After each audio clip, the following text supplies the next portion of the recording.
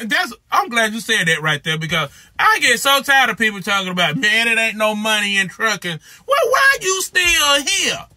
It's some money somewhere, cause you here. I see you booking loads all over the place. You ain't never home, you know. Yeah, I see you still got your headset on.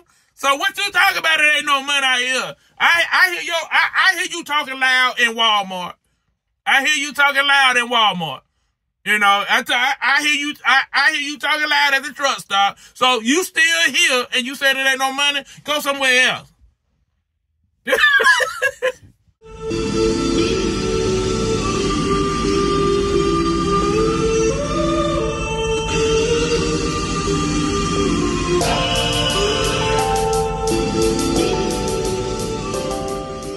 One of the most inevitable things is this right here. I know the suspense is getting to you. I know the suspense is right there. It's like, okay, what is he about to say? Okay, let me tell you something. In the wintertime, what do we have in wintertime? We have snow in wintertime. Okay, we have ice in wintertime. What do we have in springtime? Tornadoes. We have a lot of rain, a lot of flooding. Okay, what do we have in the summertime? Semi, you know, it could be tornadoes, but, you know, a lot of heat. Okay, a lot of heat, especially in Texas, in your neck of the woods. So we got a lot of heat in the summertime. Now and then that is right along at the end of summer, you got hurricane season starting. Okay, and then, you know, sometimes you can have these forest fires or whatever. You got all this stuff, all these natural disasters, things that can happen. So when things like that happen, you need to be ready to pull for FEMA. Okay? You need to be ready to pull for FEMA. Now, a lot of people, they react and they're not proactive. They're not going out and they're not getting no FEMA contract. They're not going out and finding a FEMA representative or finding these people that got these FEMA loads that's qualified to give you the loads.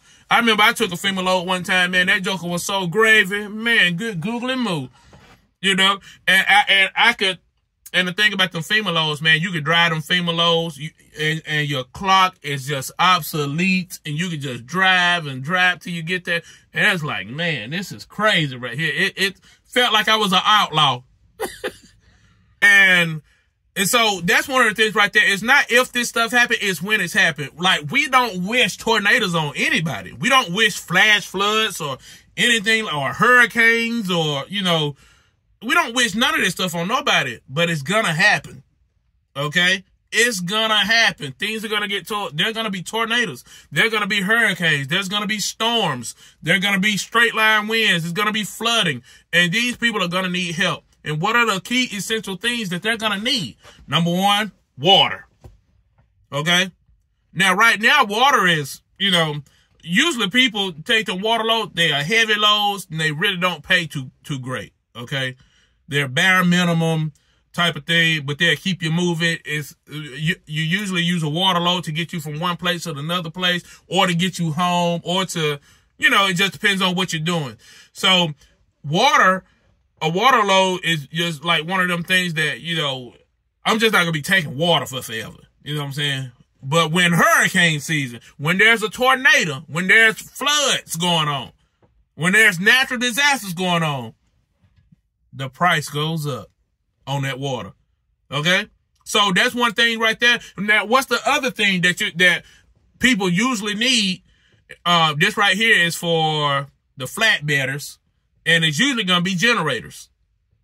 Okay? They're going to be having generators coming from the East Coast or wherever, from wherever. They had them generators coming out, and when they got them generators coming out, guess what? Now you can get to the point to where you start hauling those generators on them flatbeds, them step decks. What's another thing that we usually need when there's a storm or you say what? Medical supplies. You need medical supplies.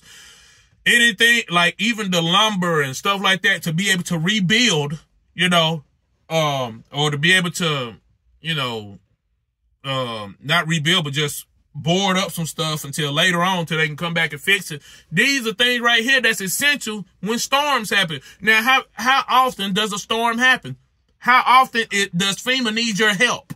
Now, a lot of times we hear about the big stuff, but there's a lot of little stuff goes on as well. You know what I'm saying? So you can't count the little stuff out because you're wanting to get to the Hurricane Katrinas, you know what I'm saying? And these big hurricanes, you know, but there's always going to be some natural disasters going on. So what you need to do is prepare yourself for that. And like I said before, relationships, even if you don't know how to do this, find some people who know how to do it. Find some people, connect with some people. And I tell you this right here, this is a gem right here, man. I'm dropping them today. I'm dropping these gems today. But this is a gem right here. If you got it, if you look on the board or if you talk to somebody, like I got an agent, I got like 2 agents in my phone right now that does FEMA work. Okay. I pulled a load for one of them, and then the other one I talked to, and she got qualified a few years ago, and she done start doing FEMA. So, and she's a broker. She has the loads for FEMA and stuff like that. So I'm like, man, like I got these 2 ladies right here, and anytime I know, because I already know they've done it before, guess what? They're going to do it again. You see what I'm saying? Keep that contact. You know, if somebody is on a load board and they say, hey, got a FEMA load right here, you know, there's a list of questions that I'm about to ask them. Wow. Let me say that. Let me stop right there. So you mean to tell me that the average age of someone becoming an owner-operator is 35 to 38? G. Willikers.